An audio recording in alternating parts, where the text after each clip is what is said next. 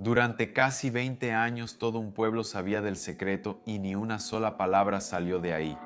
Era julio de 1929 en un cementerio de un pueblo en el interior de Hungría cuando un grupo de hombres empezó a abrir tumbas. Y el detalle más extraño de esa escena ni siquiera eran las tumbas, era el público, porque todo el pueblo dejó todo lo que estaba haciendo y fue a amontonarse al cementerio. Los periódicos de la región registraron eso, todos querían ver qué iba a salir de esa tierra.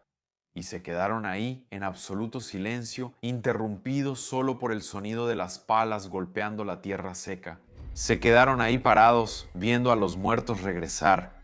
Lo que esos hombres estaban buscando debajo de esa tierra y lo que realmente encontraron es la parte más loca de esta historia. Yo soy Marcos Campos y el caso de hoy ocurrió hace casi un siglo en una aldea diminuta en medio de la llanura húngara y tiene muchas preguntas, ¿ok? ¿Cómo es que muertes en serie ocurrieron durante casi 20 años en un lugar donde todos conocían a todos sin que ninguna de las autoridades locales hiciera una sola pregunta? ¿Por qué las primeras personas que intentaron denunciar lo que estaba pasando terminaron siendo procesadas? ¿Y por qué la excavación que podía revelar el verdadero tamaño de esto se detuvo así, de repente? Justo en el momento en que todo el mundo empezó a mirar hacia allá. Eso es lo que vamos a investigar juntos, así que ponte cómodo y vamos a los hechos.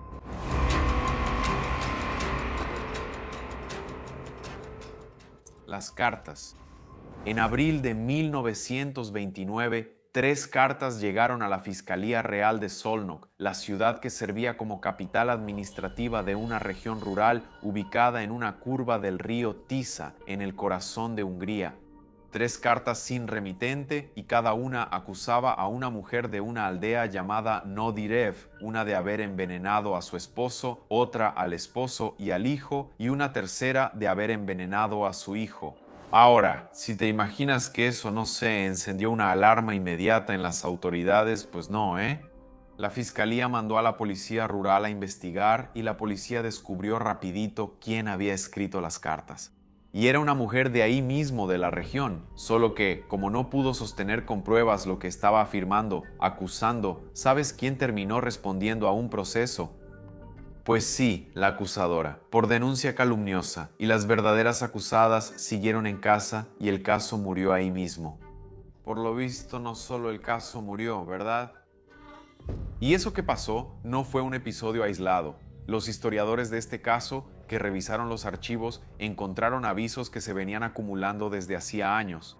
Cartas anónimas que nadie investigaba a fondo, muertes sospechosas que nadie quiso revisar. En 1924, un médico de la región sospechó tanto de la muerte repentina de un paciente que pidió formalmente la exhumación del cuerpo.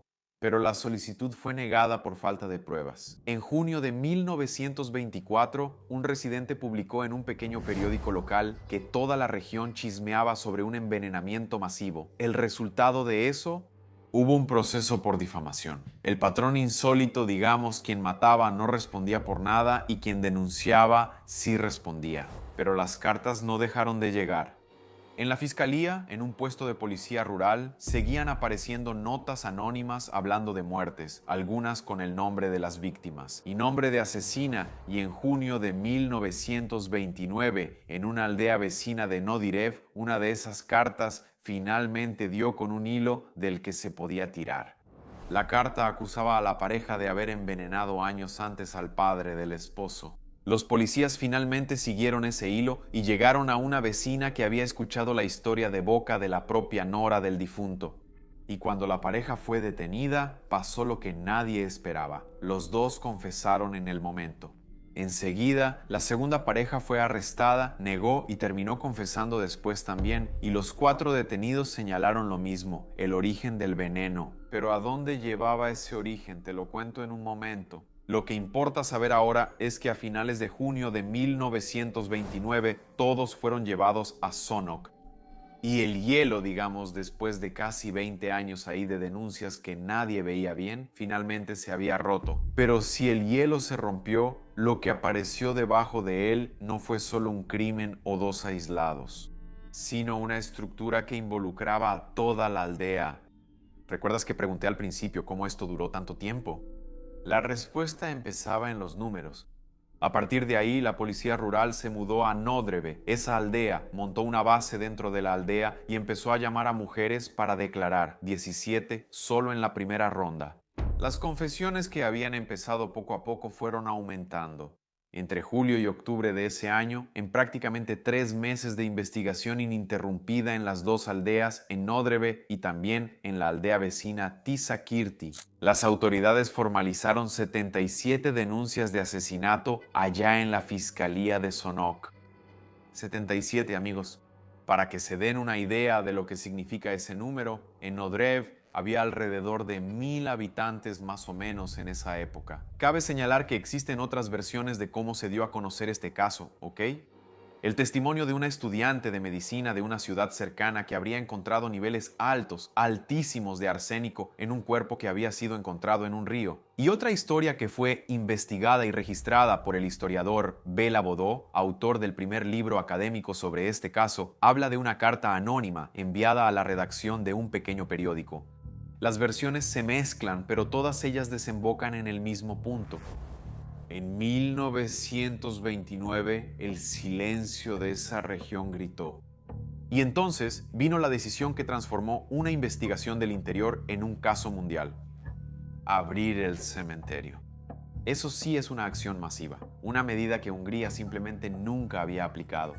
El 22 de julio de 1929, las primeras tumbas de Nódreve fueron abiertas, con un juez de instrucción, peritos e incluso un abogado defensor, todos acompañando de cerca todo el proceso. Y es exactamente aquí donde aquella escena del inicio del episodio entra en la línea del tiempo. Las palas abriendo las tumbas, rompiendo el silencio, golpeando ahí la tierra seca. Y todo el pueblo alrededor queriendo ver lo que iba a pasar. Las muestras fueron enviadas para análisis a la capital, y el resultado que regresó del laboratorio días después no dejaba lugar a dudas. Era arsénico. Y en cantidad, Según el informe de la propia policía de la época, los cuerpos exhumados contenían, en promedio, suficiente arsénico para matar a 8, 10 personas adultas en promedio. Y los números que se hicieron populares en todo el mundo hablan de una primera tanda de 50 cuerpos exhumados con arsénico en 46 de ellos. 46 cuerpos de 50 que fueron exhumados contenían arsénico. Eso definitivamente no era un crimen aleatorio, ¿verdad? Estaba claro que era un patrón. Y para entender cómo un pueblo de ese tamaño llegó a ese punto, tenemos que regresar casi 20 años en el tiempo hasta un mundo que estaba a punto de incendiarse. El pueblo. Nódreve era y sigue siendo un pequeño punto en la llanura húngara al sureste de Budapest, junto al río Tisa. En la década de 1910 vivían allí, como ya dije, unas 1000 personas. Todos cultivaban la tierra, todos se conocían. Y nadie de fuera tenía motivo para querer estar ahí. Era ese asunto de pueblo, una especie de aldea, así, bien sencilla. ¿Sabes ese tipo de lugar donde la carretera hasta se termina? Tienes que llegar ahí por el campo y así. Pues sí, era tan aislado que la aldea no tenía médico, para que se den una idea. El más cercano, según la reconstrucción más reciente del caso, vivía a unos 8 kilómetros de ahí y ni siempre podía llegar. Entonces, quien hacía a veces de médico en ese pueblito, en esa aldea, era una partera, una mujer nacida en la propia aldea que atendía los partos de Nódreve desde 1893 y que con el cambio de siglo también se fue convirtiendo en la curandera del lugar, la que trataba las enfermedades, la que se ocupaba de la muerte. A todos los efectos, ella era la doctora que la aldea no tenía. Y era más que eso, en una comunidad donde las mujeres no tenían con quién contar, digamos. La partera era la persona a la que se le llevaba cualquier problema, si me entienden. Incluso aquellos que no se le contaban a nadie más. Ahora, para que esta historia tenga sentido de verdad, necesitas entender lo que era ser mujer en ese lugar. Y en esa época, el matrimonio no era una elección, ¿ok? Para nada. La familia elegía al esposo de la niña, generalmente una adolescente. Y ella aceptaba porque no había otra alternativa. El divorcio existía solo en el papel, pero para una campesina pobre, atada a la familia, la tierra, la reputación de la familia, casi nunca era una salida real, ¿sabes? El divorcio.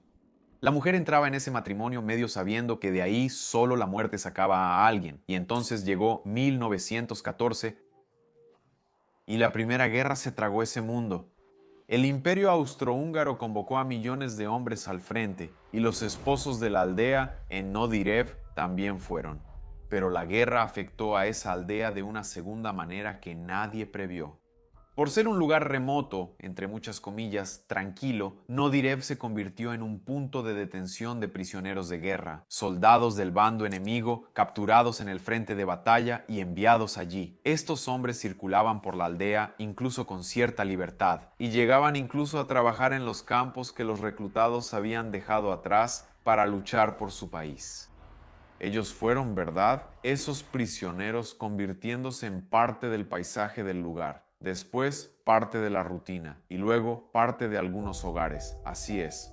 Porque empezaron romances con las mujeres que se quedaron ahí, los prisioneros y las mujeres casadas de los soldados que se habían ido a la guerra. Durante 4 años, esas mujeres vivieron una vida que ninguna campesina húngara de esa región había vivido, haciendo todo solas y por primera vez eligiendo con quién estar. Pero entonces la guerra terminó y los maridos regresaron.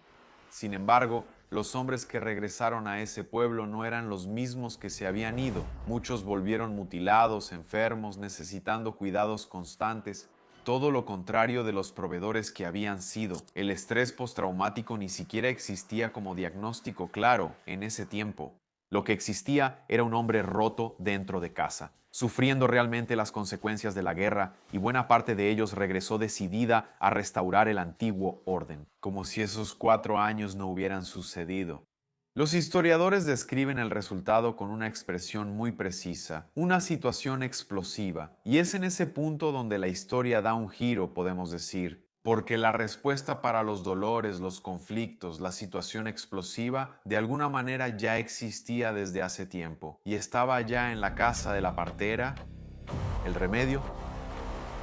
Las mujeres de la aldea de Nodirevi ya llevaban todo a la partera, ¿verdad? Parto, enfermedad, tristeza, los conflictos internos ahí, de relaciones. Entonces, cuando la vida con los maridos que regresaron de la guerra se volvió insoportable, también acudieron a ella con eso. Y la respuesta que salía de esa casa, según lo que se supo después, era que si el problema es él, existe una solución simple. Los investigadores registraron que la partera incluso tenía una frase habitual, una pregunta que les hacía a quienes llegaban quejándose de la vida. ¿Para qué estás sufriendo con él? La solución era el arsénico. Y aquí entra la química casera, porque ella no compraba el veneno ya hecho, ella lo fabricaba. Y el método era de una simplicidad hasta aterradora: papel matamoscas, algo que cualquiera podía comprar en una tienda de la esquina en esa época, siendo hervido en la misma olla donde se hacía la sopa.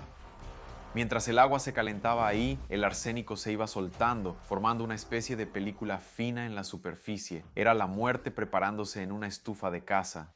Después solo había que recoger esa película, luego concentrarla y envasarla en frasquitos. Algunos relatos dicen que el precio de eso variaba según el bolsillo de la clienta, ¿sí?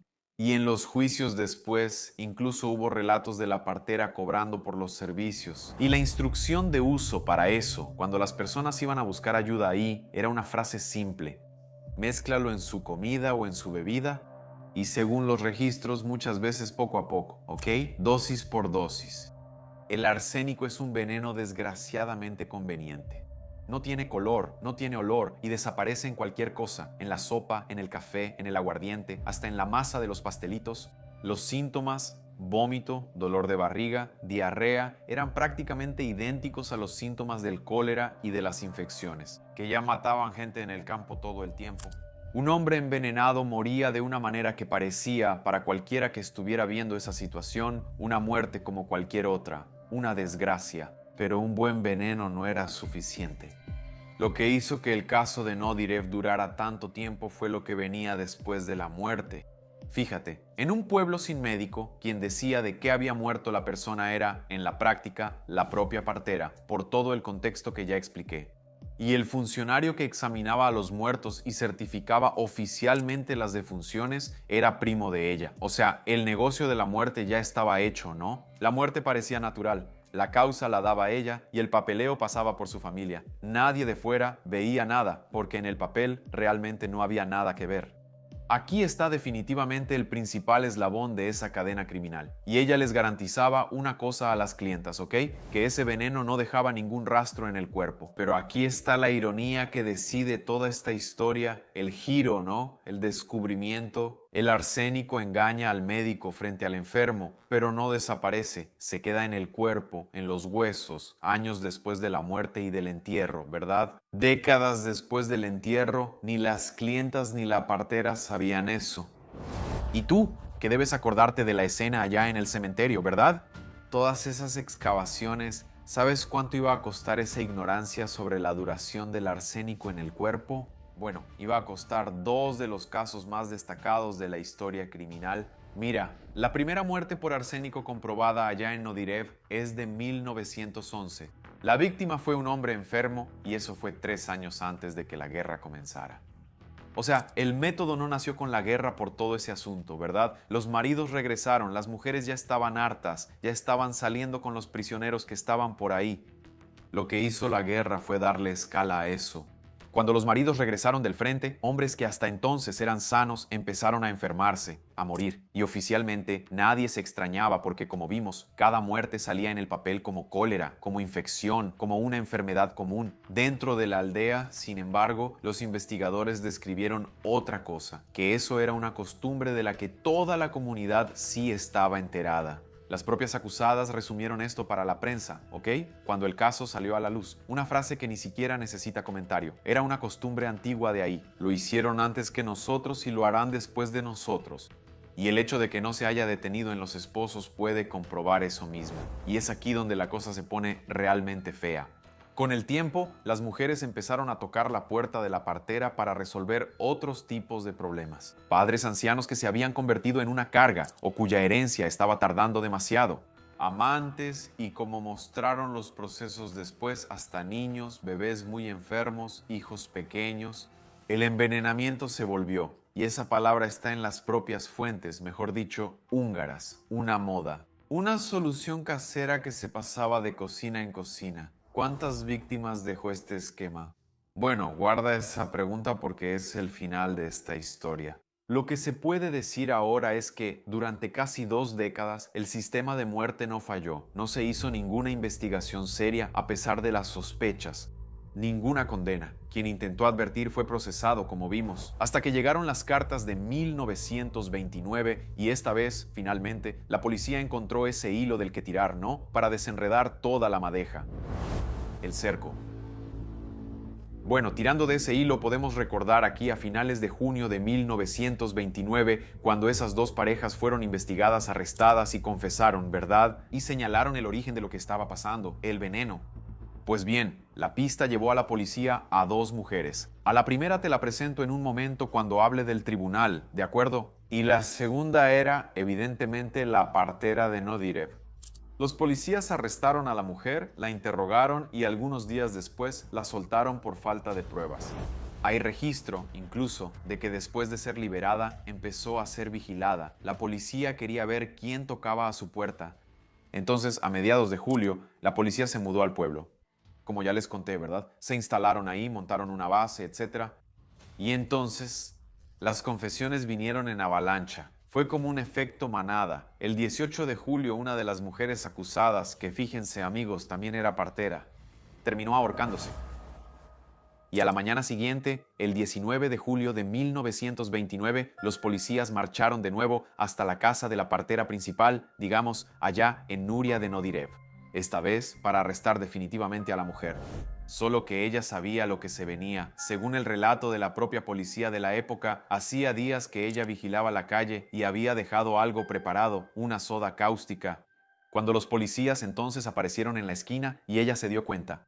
Ella bebió esa mezcla. Una vecina, que era niña en esa época, contó décadas después en un documental que todos los niños salieron corriendo detrás de los policías y que, cuando todos llegaron, ella ya estaba muerta. Cayó junto al pozo donde había dejado preparado el veneno.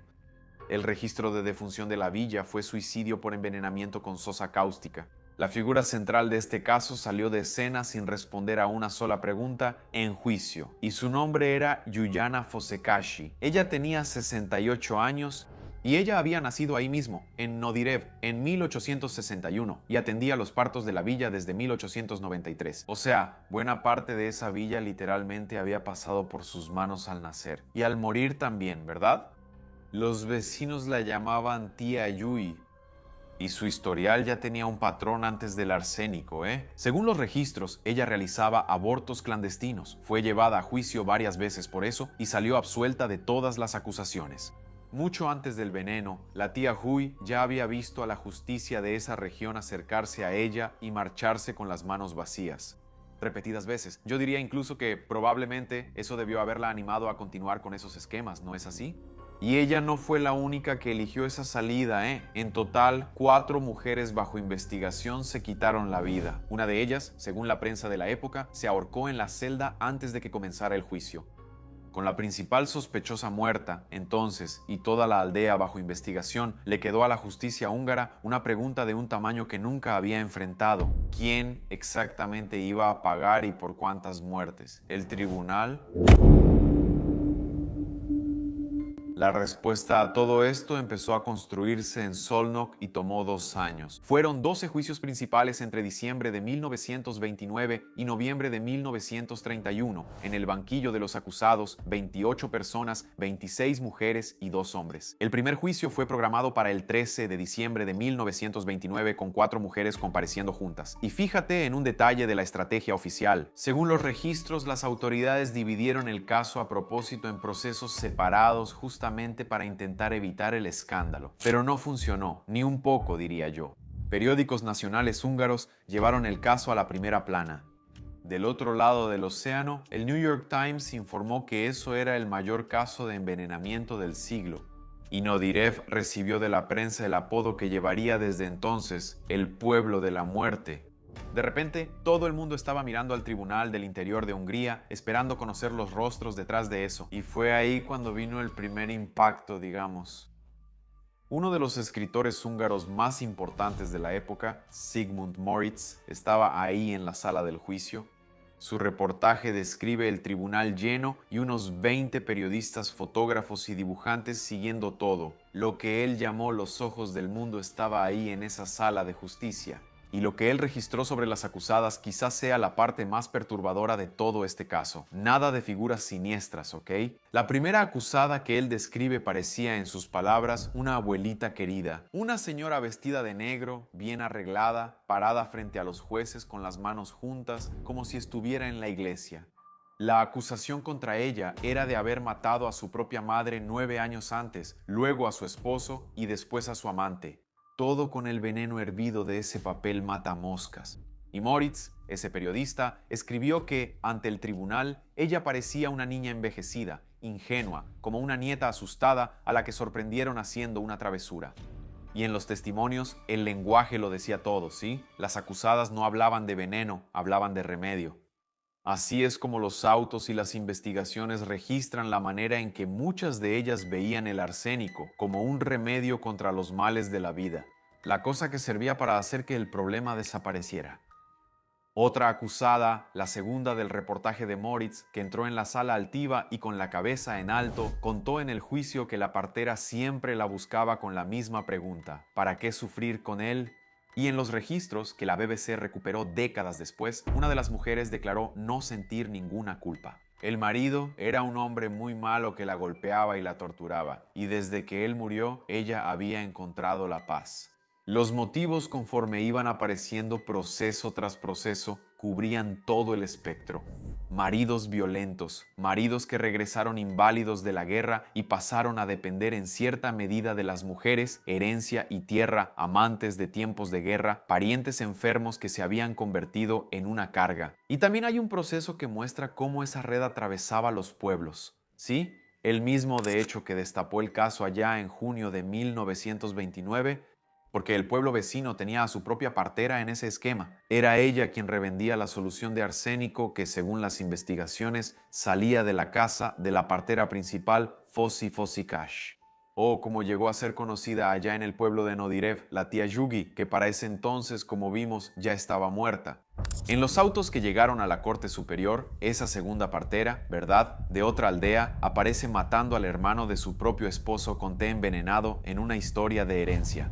En 1925, proporcionando el veneno y la idea para que el joven matara a su propio padre, un hombre que bebía y amenazaba con gastar todo lo que la familia tenía. La esposa del joven habría ayudado, y ese joven es de los únicos hombres que se sentaron en el banquillo de los acusados en todo este caso. Por un momento, parecía el juicio del siglo encaminándose hacia una serie de condenas. Pero siempre hay un pero, ¿verdad? Las confesiones, la base de todo, empezaron a ser retiradas una por una. Y sin confesión, ¿qué quedaba? La pericia probaba que había arsénico en los cuerpos, pero el arsénico en un cuerpo no señala la mano que sirvió el plato, probablemente donde estaba ese arsénico.